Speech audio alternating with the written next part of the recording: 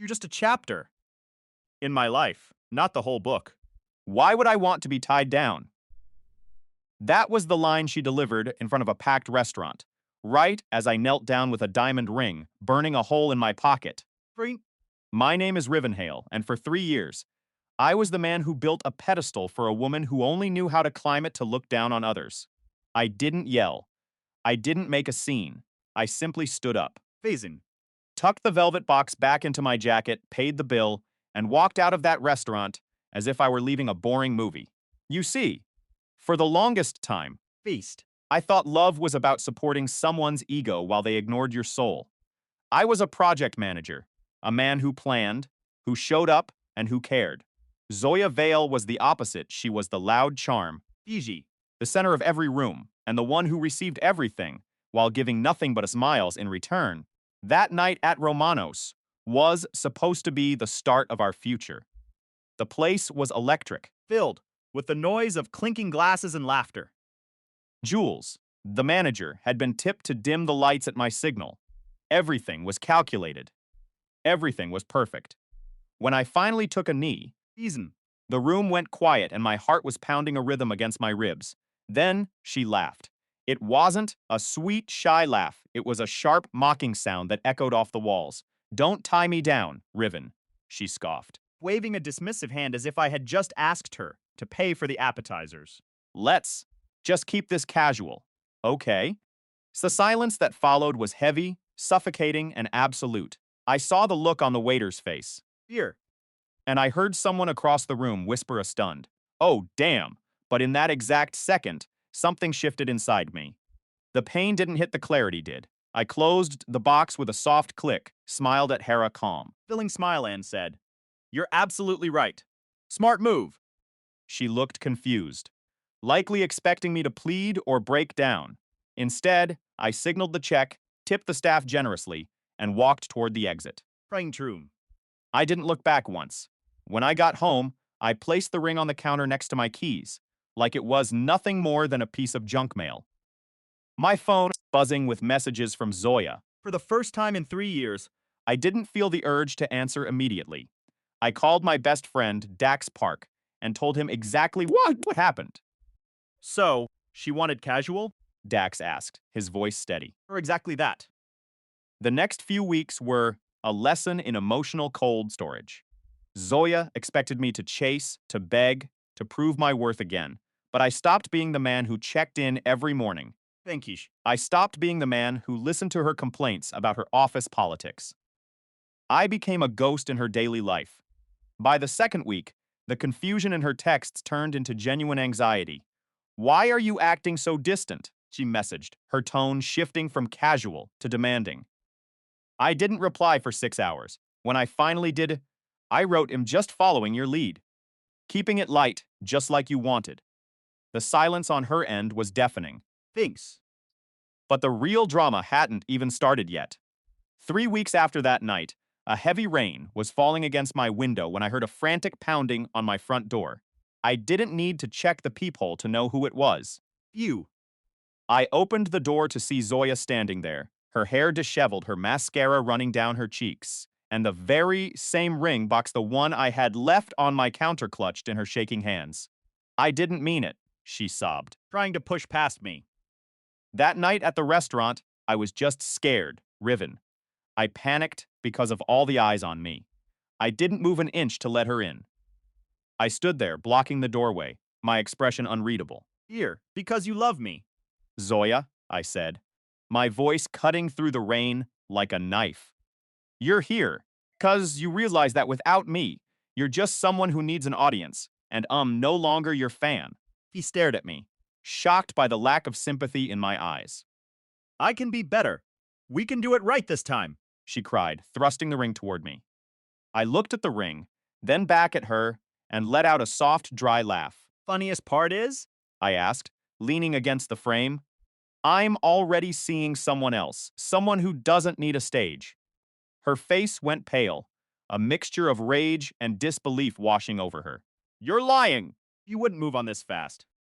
I pulled out my phone, scrolled to a photo I'd taken that afternoon, and held it up. It was just a picture of 2 coffee cups, but it was enough to shatter the illusion of her control. Right, Zoya, I said, my voice calm and final. Casual is much better for everyone involved. I closed the door in her face.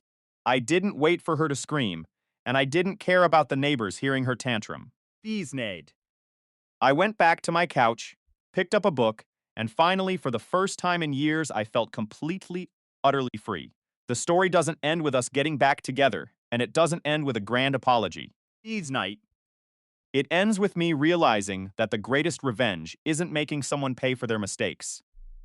It's simply realizing that they were never important enough to keep in your life in the first place. I walked to the kitchen, You. took the ring box, and tossed it into the trash can. The sound of it hitting the bottom was the most satisfying noise I had ever heard. I didn't block her number, and I didn't need to. She stopped calling within 2 days, realizing that the man she thought she owned had checked out of her life permanently. That was the day I stopped being a character in her play and finally started writing my own story. And honestly, it's a much better read. I set my phone face down on the table, feeling a strange, quiet weight lift off my shoulders. I had just finished a long, grueling meeting, so I walked over to the break room to grab a glass of water, my mind unusually clear. Finally checked my screen again. I typed a simple reply. I'm taking your advice. Zoya keeping things light. Tent. Full minutes passed by in absolute silence. Then she sent a message. What is that even supposed to mean? Fest. I didn't bother to explain or offer any emotional labor. I just let the silence sit there, heavy and intentional. If she wanted a casual connection, she was finally going to get the unedited, Throw that. raw version of what that actually looked like. That entire week, I slipped back into my old routines, like a man who had finally flipped a switch he'd forgotten he owned. I returned to the gym sessions I had neglected for months. Feeling the burn in my muscles again. I spent late nights finally catching up on professional projects I had abandoned back when she insisted on hourly check-ins. One evening, Fixin'. I met up with my friend Dax just to shoot the breeze and grab a late coffee. He took one look at me while we were stretching and said, "You look like you've actually slept for once." I did, I admitted. Feeling a rare sense of peace. There were no 3-hour-long emotional work shifts today. He didn't need to ask for the details because he already knew the messy history from the night before. At the cafe later, He leaned back in his chair and asked, has she reached out yet? Yeah, she thinks of being weird, I muttered, sipping my drink. He nodded. Fit? The way someone does when they finally fit the last piece into a puzzle they knew was coming. Casual is a two-way street, he said firmly. If she wants that vibe, she has to pay the bill. I smirked. Feeling a surge of satisfaction. Exactly. That was the theme of the entire week. Steady, simple, controlled, and devoid of unnecessary drama. Meanwhile, Fusin'. Zoya was desperately trying every trick in the book to reel me back in without looking like she actually cared.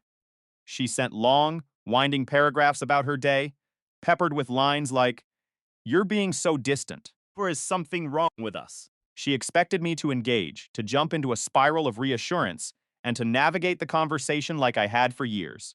Instead, I kept the exact same tone, short, polite, Robotic replies. that gave her absolutely nothing to latch onto. Her frustration began to leak into her social media presence. She posted one of those vague, Vineyard. moody stories with her face half lit by her window and a caption that read, "Finally choosing freedom over pressure." Mira and the rest of her orbiting friends jumped in with the usual toxic feedback. You deserve better. Vingdant. And your peace matters. It was just the same recycled nonsense you can buy in bulk from people who don't know the first thing about what happened. I didn't respond to any of it. I didn't even watch the full video of her story. Niu. I just clicked past it and went straight back to my work. Spreadsheets. I tapped through most of what she posted, completely indifferent.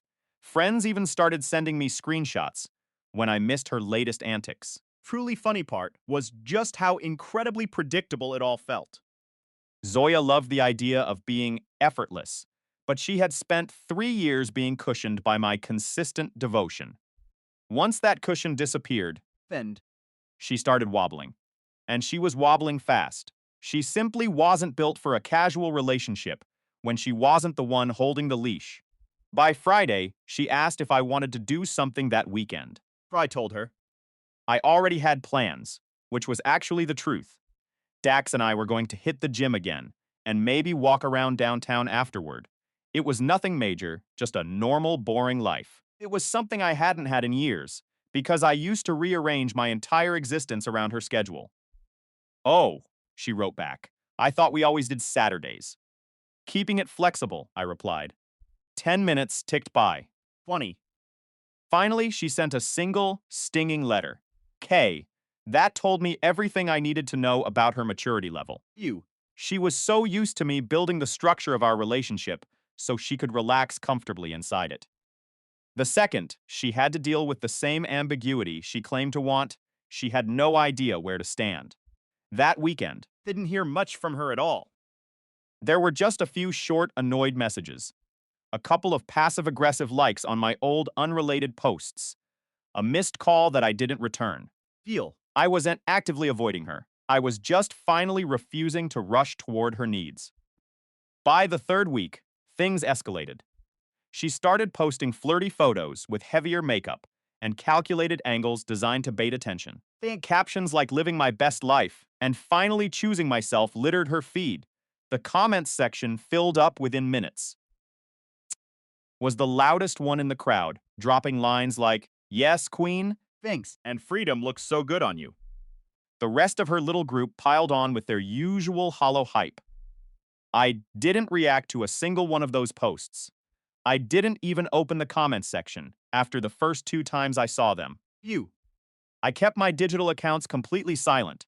No revenge posts, no cryptic quotes, no vague lines, just nothing. That was exactly when she decided to switch her tactics. The coincidences started off small. Email. I went to the gym early one morning, my standard time, and she showed up 10 minutes later in expensive, new workout gear like she had a tracking device on me. She walked over with this bright, Thing. artificial smile that didn't reach her eyes. "Oh, wow, you're here," she said, feigning total surprise. "Yeah," I said, adjusting my headphones without stopping my set. "I've been here for 20 minutes." Egigent. She tried to make small talk, hovering awkwardly by the weight rack. I kept my replies short, polite, and strictly business.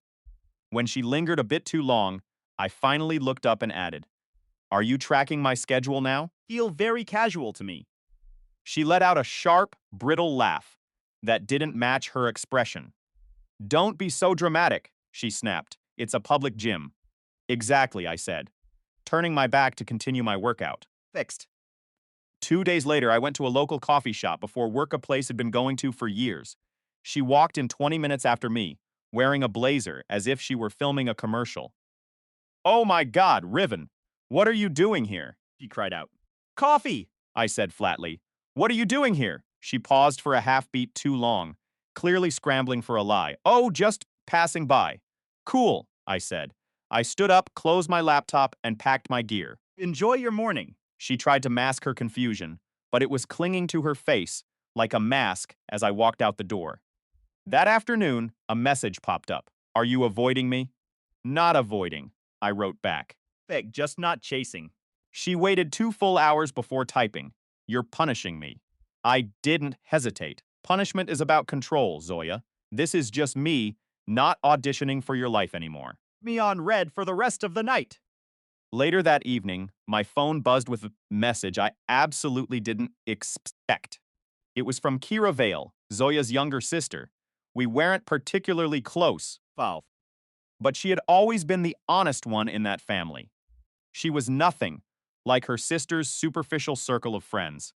She never played along with Zoya's theatrical dramatics. Her message was short and to the point. Wrong to propose. Can we meet? There is something you need to know. No emojis, no fluff, just raw truth in plain text. I sat there in the silence of my room, reading it over and over. Kyra wasn't the type to stir up trouble unless there was something genuinely serious beneath the surface. I typed back when. She replied instantly. "Tomorrow, not at your place. Somewhere neutral." I agreed immediately. If ever she wanted to tell me. It wasn't going to be something small or meaningless. And judging by the cold, clipped tone of her messages, it sounded like she was finally done standing on Zoya's side. The air was still, heavy with the weight of things left unsaid. I sat there, my hands locked around the cold porcelain of my coffee mug, staring at Kira across the small, rickety table. Them fancy restaurant. Or a place filled with history. We were at a nondescript open-air cafe. A place that felt like a neutral ground, a place where the noise of the city could swallow our secrets. Kyra was tense, her hoodie pulled up, her eyes constantly scanning the perimeter, as if she were expecting an ambush. She wasn't on Zoya's side anymore, and the shift in her loyalty was as clear as the warning in her voice. Just going to lay it all out, she whispered, her voice barely rising above the hum of passing traffic. Do with it what you want. But don't ask me to keep carrying this burden. I didn't rush her. I didn't interrupt. I just waited for the confession that I knew would dismantle the reality I had built for the last 2 years. Zoya doesn't fear marriage, Kyra started, her fingers trembling slightly as she traced the rim of her cup. Fear like a weapon. She plays the scared girl to keep you grounded, to keep you steady while she keeps every door in her life wide open. I felt a chill settle in my chest. Thingen. A coldness that had nothing to do with the winter air. It's about control? She continued, her eyes searching mine for a reaction I refused to give. He humiliated you at the restaurant. When she made that scene at Romanacet, wasn't a panic attack. It wasn't confusion. It was a calculated move to reset the power dynamic. I remembered the scene vividly. The silence of the room, the stares of the waiters, the way she made me feel like an amateur for daring to hope for a future. She thought, "You break," Kyra said, a flicker of disgust crossing her face. She wanted you to beg, to cry, to prove how much you needed her. She and Mira spent all week planning it, mocking your predictability, laughing at how they could twist your devotion into a leash. I leaned back, the chair groaning under the weight of the sudden suffocating truth. It wasn't a tragedy. It was a performance. There's more, Kyra added, her voice dropping lower, vibrating with the guilt of an accomplice. She's already looking for an apartment. She's been checking leases, asking me about neighborhood where she could start over after the proposal fallout. She had an exit strategy before you even bought the ring. I didn't blink. The pieces of the puzzle clicked into place with a sickening, final thud. I had been planning a life, and she had been planning an exit. She wants to know how far she can push you before you snap back to chasing her, Kyra said, looking down at her hands. And when you stayed calm, when you didn't give her the breakdown she was looking for, she started panicking. Why the social media posts are so loud, so desperate. She's trying to make you jealous, because she's losing her grip on the puppet strings. I felt a strange sense of clarity wash over me. The shame I had been carrying for weeks evaporated, replaced by a cold, hard resolve. So, what happens now? I asked, my voice steady, betraying none of the internal storm. Kyra hesitated.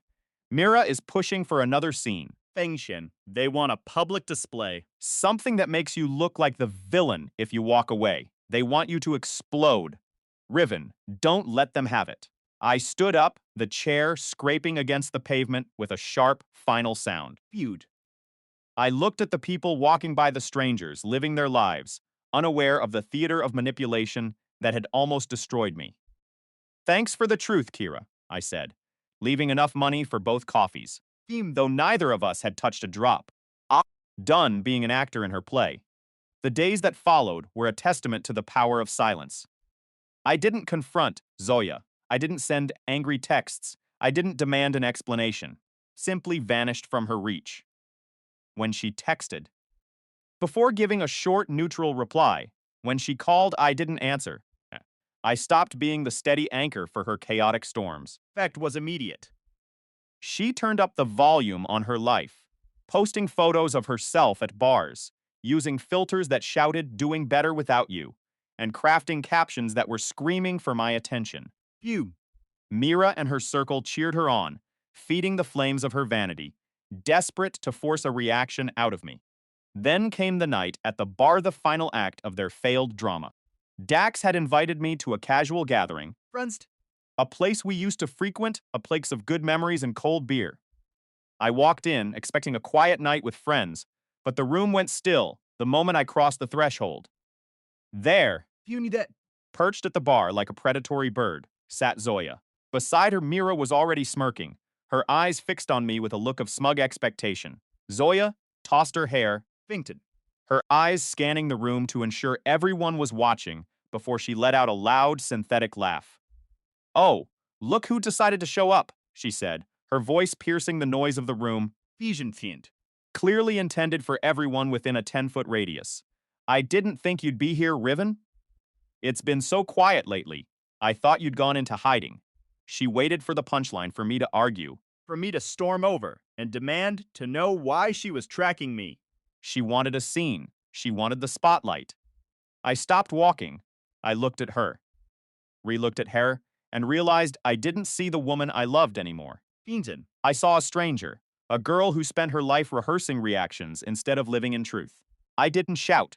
I didn't walk over. I didn't even look angry. I simply smiled, a small, polite, completely detached smile. Weird. I gave her a singular, slow nada.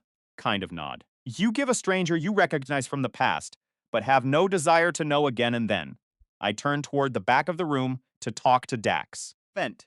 The look on her face was worth 1,000 arguments. The smugness on Mira's face vanished, replaced by a look of pure, bewildered panic. They had prepared for a fight, but they hadn't prepared for indifference. Room. Filled with people, waiting for the fireworks. I gave them the most devastating thing I could offer. Dot. Nothing at all. The power had shifted not because I took it, but because I stopped needing it. Thinking. I sat with my friends, laughing at a joke Dax made, completely ignoring the two women at the bar who were now desperately trying to figure out why their script had failed. Justice isn't always a thunderclap. Sometimes, Femits. just the sound of a door closing on someone who thinks they still hold the key. I wasn't her project anymore. I was finally truly free. Zoya flipped her hair back, New. her gaze sweeping the room like a performer checking her lighting on a stage. "Oh, Riven, you're actually here." She let her voice carry, perfectly calculated to pierce the hum of the bar. Mira stood right behind her. Fame. Thin-lipped expression that suggested she was already rewriting the narrative of my life in her head. I didn't offer a smile, nor did I offer a retort. "Dax asked me to come," I said, my voice steady, betraying none of the tension coiling in my chest. Mira let out a sharp, practiced laugh that felt like a needle scratching glass. "How convenient," she mocked, Thing.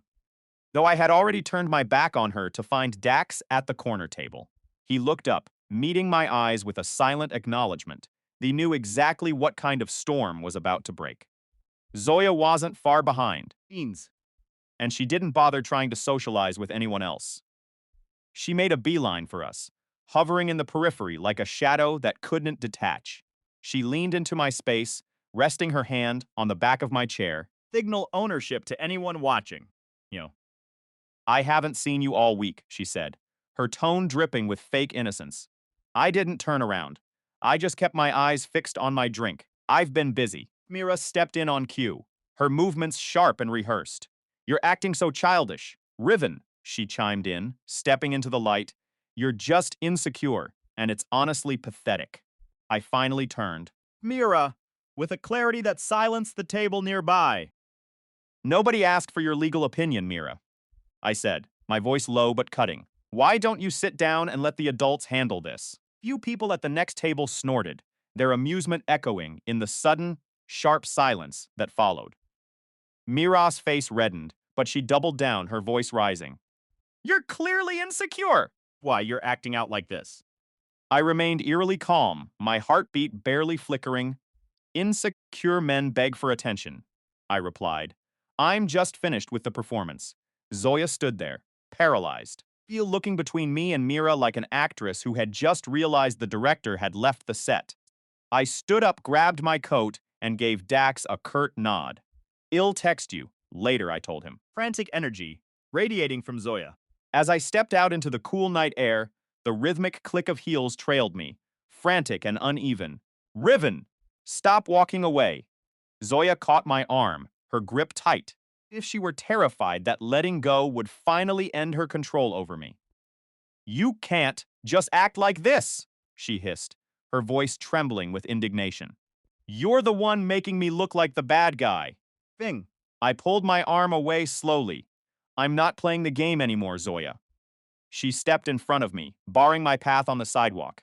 You're supposed to fight for me. That's what you do. Fact her. Really, he looked at her, seeing the frantic desperation behind her eyes. The same look Kara had warned me about weeks ago. Fight for someone who treats my feelings like a joke? I asked, my voice devoid of warmth. Not love, Zoya. That's just hurting myself for your entertainment. Dot. She recoiled as if Id slapped her, her jaw tightening in confusion. You're twisting everything. You're painting me as the villain. Been holding the brush the whole time, I said. She glanced back at the bar windows, where the silhouettes of our friends remained, then leaned in, her voice now a frantic whisper. Things in. I only pushed you away because I needed to know you were steady. I wanted to see if you'd stay. You wanted to see if you could pull my strings, I countered. And you didn't get the reaction you wanted. She pressed her palms together, her hands shaking. Fine, you want something. Then show me. Fight for me right here. Do something grand. I stopped walking, a cold realization washing over me. You want a public display. She looked up, her eyes wide, hope clashing with panic. Yes, if you really care, propose to me tomorrow, right in front of everyone. Make it real. She froze, the air leaving her lungs. What? She whispered. You heard me. Voice. Hardening. I said, hardening. You propose commitment, prove it. Me tomorrow. Make it loud, make it public, and drop the excuses. She stared at me as if I were speaking a foreign language. I can't do that. Vex. Stop. Me to do all the work. I walked away, leaving her standing in the dark, her mouth opening and closing, in a cycle of shock and unspoken fury. Behind me, she started yelling not for me. For the crowd, she realized she was losing. I showed up to Romano's the next evening, knowing exactly what I would find. The tables were staged, the lighting was perfect, and Zoya was front and center. You the seaman. Wearing an outfit that screamed for attention. Mira was there, acting as the silent accomplice, and even Jules, the manager, looked pained, clearly having been pressured into allowing this charade. Zoya spotted me the second I walked in. Riven, please, we need to talk. She was performing, her voice perfectly pitched to draw the entire room's gaze. I walked to the table slowly, keeping my guard up. Me with that smug, predatory gaze, waiting for the trap to snap shut. Zoya stood, her eyes glassing over with tears that looked as artificial as the situation. So sorry, she sobbed, holding out a small, Frozen. cheap ring box that had clearly been purchased an hour ago. The room went deathly silent, phones were lifted, cameras recording, the audience she had craved finally gathered. She dropped to one knee. Theater of the moment suffocating. I stood over her, looking down at the cheap plastic box, and for the first time, I felt nothing but relief. You wanted this, right? I asked, my voice loud enough for the tables nearby to hear. You wanted a public display to prove your devotion. She looked up, a triumphant smirk hiding behind her manufactured tears. Yes, she whispered. Thing the part of the devoted partner. I looked at the cameras, then back at her, and gave a sad, small shake of my head. Then you should have realized, I said, my voice clear and final. A proposal is meant for two people who actually respect each other. I turned, leaving her on her knees in the middle of the crowded restaurant, the silence becoming heavy, cold, and entirely hers to own. Vincent. The morning sun hit the pavement, but for me, it felt like the cold light of an interrogation room. Everything had been staged, a carefully choreographed production meant to reshape reality. Yube. Zoya stepped into the spotlight of the crowded bistro, her movements practiced, her posture calculated for maximum impact. Then, with the grace of a seasoned actress hitting her mark, she descended to one knee right in the middle of the floor. Phones shifted, screens glowing as they captured, the moment people leaned in, whispering, breathless, at the supposed romance. Mira, her shadow and accomplice, Fee. stood nearby, her eyes gleaming with the satisfaction of a director watching her vision come to life. Dot! Rivenhale, Zoya announced. Her voice projected to reach every corner of the room, dripping with artificial vulnerability. You more than words can express. I was terrified before, paralyzed by my own insecurities, but now I finally understand. I am ready to commit to you fully, to walk through life by your side. Please, Riven, Fington. will you marry me? To any bystander, it would have looked like a scene from a fairy tale, perfect and shimmering. It was a pity I wasn't just a bystander. I was the one they had chosen as their prop. Fun. I didn't wait for her to finish the scripted dialogue that Mira had undoubtedly fed into her ear just hours before. Stand up, Zoya, I said, my voice steady, cutting through the ambient noise like a blade. This isn't a theater. Foreign performing for an audience. Dot. The entire room seemed to crystallize. The air turning thin and sharp, Zoya's features flickered, the mask of the doting fiancé cracking to reveal a flash of raw, unfiltered panic. You'd. She glanced around, desperate for the crowd to intervene, to validate her performance and shame me into submission. She remained on the floor, clinging to the cheap ring as if it were a life raft in a storm. Riven, please, For me. she pleaded, forcing a tremble into her voice that felt as hollow as her proposal. I'm really trying to make this work. Stand up, I repeated, my gaze unyielding. Theatrics. I am done with the theatrics, and I am done with the games. She rose slowly, the cheap metal of the ring clutched tightly in her palm, looking for a way to rewrite the scene in real time. Riven. You don't understand. He was just. Scared of the future. My childhood was a disaster. My parents were a mess, and I just panicked back at that dinner last week. I am not mocking your past, I replied, my voice devoid of the anger she was fishing for. You know. Trauma might explain why you are afraid, but it doesn't explain why you chose to laugh at me while I was at my lowest. A ripple of murmurs spread through the tables. Mira stiffened, her calculated poise finally beginning to fray. Zoya swallowed hard, her eyes darting between me's and the silent spectators. I am trying to fix everything. I am giving you the grand gesture you always said you wanted. No, I corrected her. Feeling a strange sense of clarity wash over me. You aren't giving me what I want. You are giving this room what you think they want to see. That is a massive difference. Her lip quivered, and for a fleeting second, The performance died. leaving only the shadow of the person she really was. Riven, please, she whispered, the desperation sounding genuine now because she realized the curtains were falling. Don't leave me. Not like this. It's over. Zoya, I said. That was the end of it. No dramatic monologue, no explosion of rage. Just the quiet, devastating truth. She went rigid for a heartbeat, and then, like a reflex, she snapped back into her most effective role. The victim, her voice spiked, sharp, and jagged, echoing off the walls of Romanos. He pressured me into this.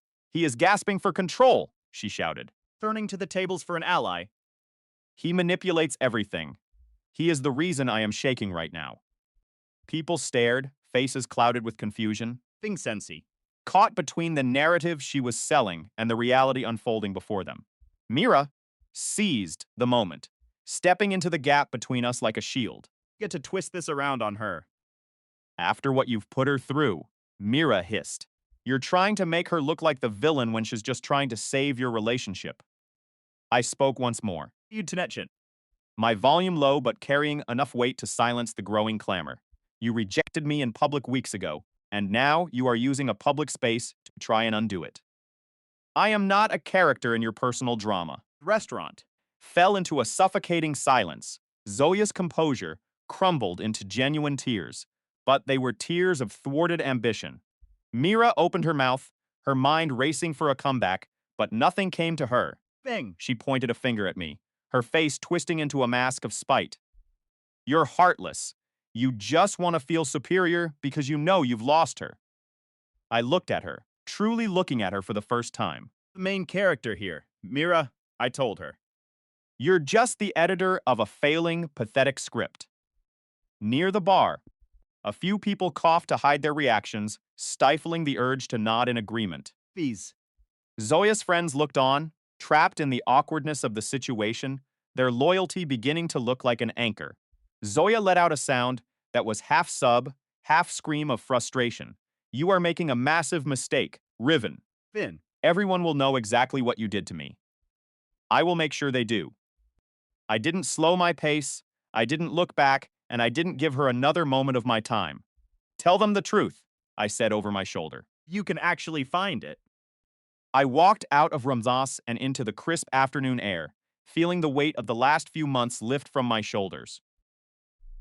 Behind me, her voice continued to ring out through the glass doors. Filled with insults and accusations she hoped would stick, but none of it landed. None of it mattered. She wasn't yelling for me. She was yelling because the stage had collapsed and her script had been reduced to ashes. First time since I met her? She was left with no audience, and that was the ultimate punishment. By noon the next day, Zoya had performed a total rewrite of the Romano's meltdown, turning it into a tragic, one-sided epic. She posted a sprawling story online, a wall of text layered over a filtered, sorrowful selfie. The caption was a masterclass in manipulation, designed to harvest sympathy from anyone who would listen. Vent. According to her version of events, I had humiliated her, forced her into a corner, and abandoned her before a room full of strangers. She threw in a line about being emotionally exhausted by his cruel unpredictability, Big. which was rich given she had turned our lives into a sitcom.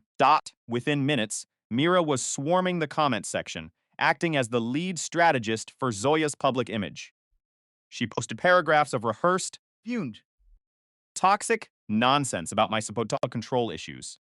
It was obvious to anyone paying attention that they had spent the entire night building this digital narrative together. And surprised. I had expected as much from people who lived for the validation of strangers. What I didn't expect was the sheer volume of messages tagging me, curious to see how I would react. I waited an hour, Feed. letting their lies circulate and solidify into a false history. Then, I posted one single reply, kept short and pinned to the very top.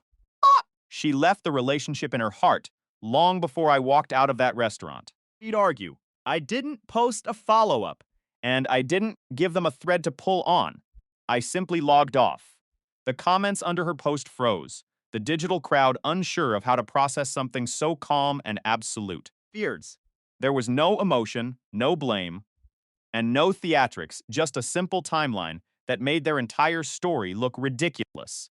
It didn't take long for the structure of their lies to begin collapsing under its own weight. Fecal. People started asking the real questions. What actually happened at the restaurant? And why was Mira recording the whole thing? Zoya went quiet, her panic mounting, as she realized her audience was turning on her. Mira tried to intervene. But every word she typed felt flimsy and defensive against the weight of the truth. Then, Kira stepped in. One sentence. There was a group chat. The rejection was planned. Mira coached the whole thing. Silence. Absolute, deafening silence across the internet. The comments stopped, the likes vanished, and the screenshots started flying. Someone asked Kira for proof. He didn't even bother. To engage further, she just walked away.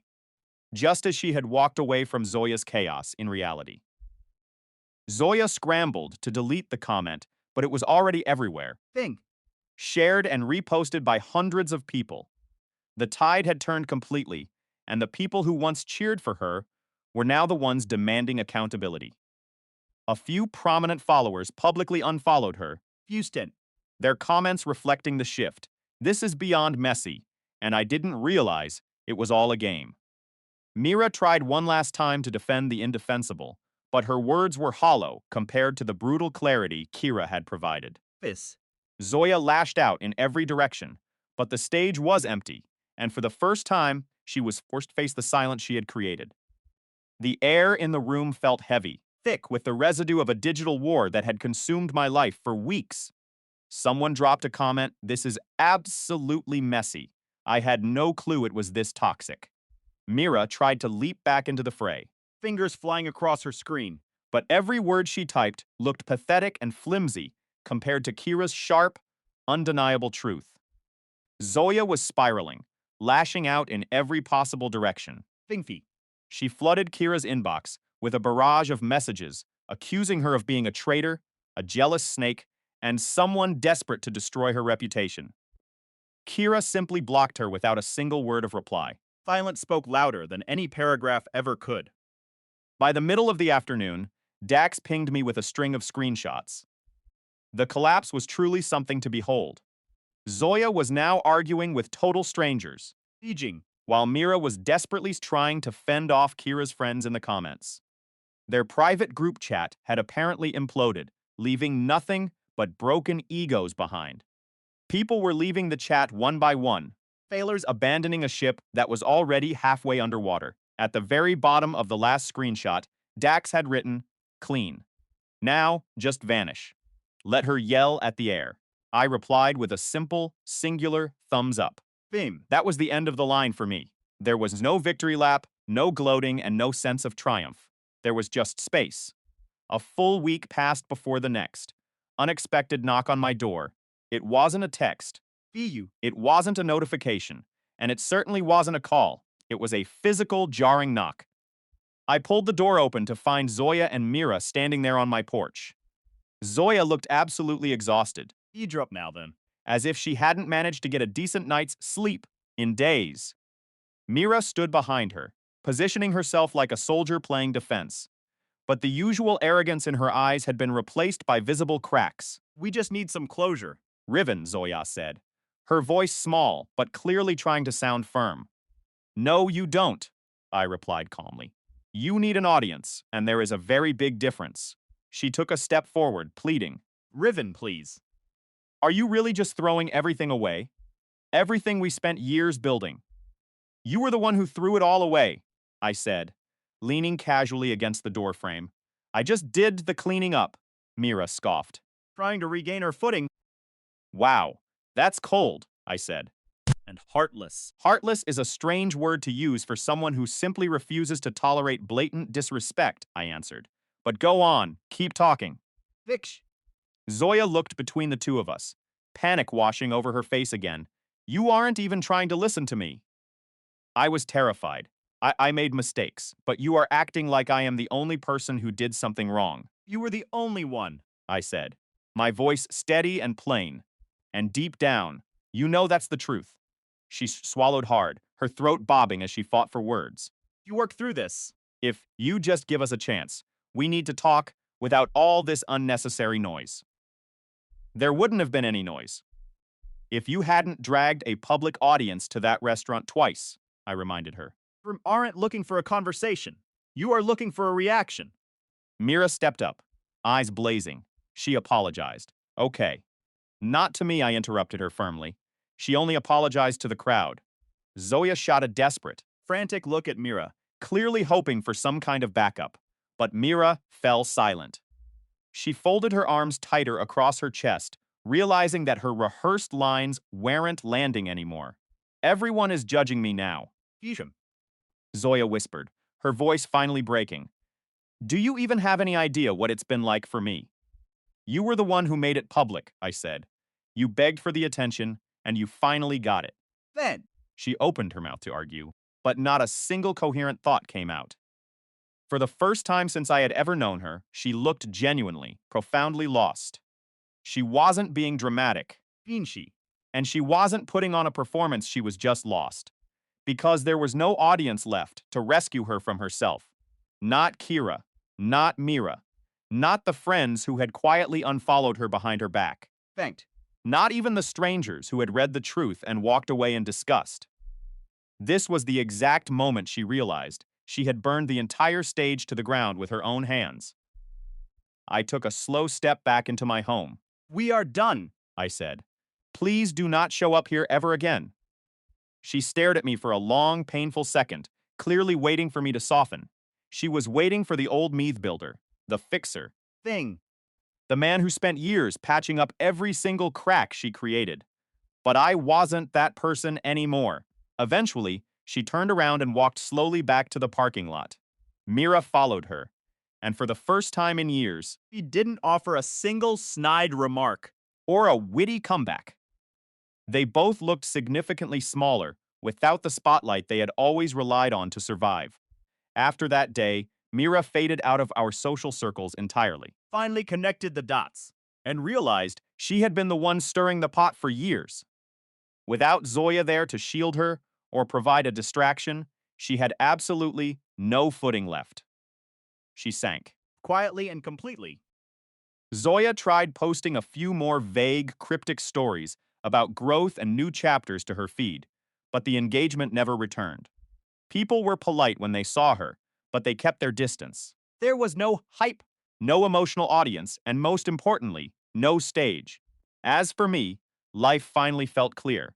My days were no longer built around managing someone else's moods or curating someone else's image. Feel the need to prove a single thing to anyone anymore.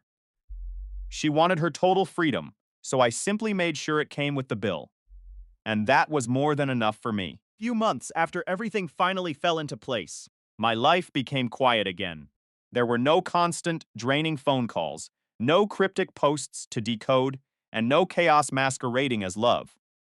I started waking up earlier PM, and actually learning how to enjoy my own company. The silence that I once feared would feel like a loss slowly began to feel like true peace. few, People eventually stopped asking about Zoya once they realized there wasn't going to be some grand, dramatic reunion. fee. Kira texted me one day Just to tell me she had cut all contact completely and that she was finally doing much better. Dax kept me grounded, reminding me that calm doesn't mean boring, it means you're stable. feud. Zoya eventually packed her bags and moved to a different city. I heard the news through a mutual acquaintance, and an hour later, I had already forgotten about it. Mira vanished from the internet. Friend. Her carefully curated empire gone, just like that. I didn't have to prove anything to anyone anymore. No final words, no bitter revenge posts, and no need for long explanations, just my own space. Besom. Sometimes people ask if I would have done it differently. I wouldn't change a thing. Walking away wasn't about winning or losing. It was about finally realizing that I never owed anyone a performance. She wanted her freedom. Bendis. The only difference was, I finally learned how to live in my own. And this time, for the first time in a long time, no one was watching. Guys, we are so incredibly close to hitting 100. Figgin. 0 subscribers on this channel. If you aren't subscribed yet, please consider hitting that button.